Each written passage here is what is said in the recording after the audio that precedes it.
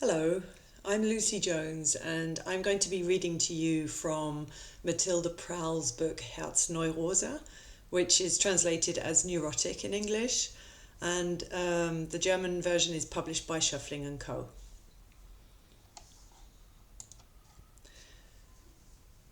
Minnie's body is coming to rest.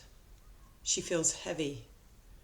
She feels more cold than warm, and wakes up each morning more tired than when she goes to sleep at night.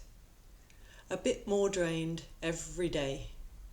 Philip tells her it's normal, and it's because the body turns off work mode and turns on rest mode and catches up with all the rest it missed out on during work mode.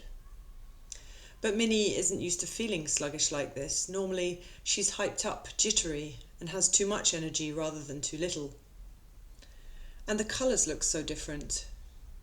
Minnie's sitting outside on the balcony, the spotless Freiburg pavement below, almost even more spotless than in Hamburg, and the bare opposite of Paris with its dusty, dirty streets. And now the sun, stronger than usual but still so pale. If it weren't for its heat, it'd be cold. Just based on its colour, it'd be cold. Minnie can't handle it. The glare gives her a headache, but when she closes her eyes, the red lights still dance behind her lids. Is that normal? She asks the cars and the bikes below, the way she asks questions about everything to do with her body and never gets an answer. Not a straight answer, at least, because her body doesn't give straight answers. Maybe she's sick, or really sick for the first time. She could Google it on her phone, but she should drop that habit. She Googles it. Headaches, impaired vision, brain tumours, circulatory problems, migraines, brain tumours, a blow of fate to be killed by a brain tumour at the age of 23, maybe 24. Tragic, terrible, and totally to Minnie's taste. But still, she feels too young to die. And when Paul sits down next to her with a sugary coffee, she pretends to be in a good mood. She says, "Morning," all cheery and a bit sleepy, the way you're supposed to, and then takes the bigger coffee because it's for her. Paul says the same, and then they say nothing for a moment. "Everything all right?" Minnie asks Paul, and Paul says, as if he's going to add something. A few sips of coffee, a drag on his cigarette, smoke in Minnie's face. Sort of. But it's over with Lola, for good. More coffee. More cigarette smoke. It's what we've decided. Yesterday. She can't handle it, a relationship and all that. It's too much for her. She has to sort herself out first, and her own life, I guess. His eyes are moist. The way that happens. Minnie can't deal with these kinds of situations. Even if she were a friend of Paul's, and not just staying platonic-like in his flat, she wouldn't know what to say.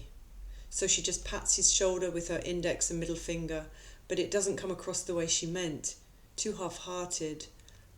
And then she looks at him, says, nods sympathetically and thinks of the relationship she's been through. Nothing much to say there. Minnie imagines she's pregnant and desperate at first, but then decides to keep the baby despite everything because she can't bring herself to have an abortion. Paul has meanwhile managed to get a grip on himself. His eyes look dry again, and he's smoking his second cigarette. Up to anything today? Minnie thinks. No, not yet. How about you? Oh, the usual, falling in love with the woman of my dreams, not Lola, marrying her, having kids, buying a house, moving in, being happy until the end of my days. Something like that. He laughs louder than necessary. Minnie laughs along, chummily. If it means so much to you, we could just marry each other and have kids, she says, and gives him a very serious look. He pulls a weird expression, all buggy-eyed, with his lips pursed together and his forehead creased. But then his face returns to normal, and he says, I can't wait to be on a beach with you in the Caribbean, sliding a diamond ring onto your finger before I slide my tongue slowly into your mouth. Then he jumps on her, and they reel through the balcony door to the inside. And if it wasn't so ridiculous and playful, like a kid's fight between brother and sister, Minnie would start kissing him now and maybe have sex without a condom. Then a month later, oopsie, I'm totally late, she'd be pregnant. Maybe she'd marry him at some point, and she thinks about this for a second, and then his foot lands in her face, then his elbow, and she splutters, spraying spit on his neck. When Philip comes into the living room, he jumps into the scrum, and afterwards they all sit in the sun on the balcony and drink more coffee, and this gives Minnie a weak, funny feeling in her stomach because she can't digest it. Sometimes Philip says things about the sky and cloud formations or leaves on trees with the sun shining through. Minnie usually shrugs it off as esoteric or him trying to be smart. Still, one day she might find it cute. Today would be that day. But Philip doesn't say anything. He's resting a hand on Minnie's thigh in a strangely possessive and pleasant way, and of course, she doesn't say anything. Thank you.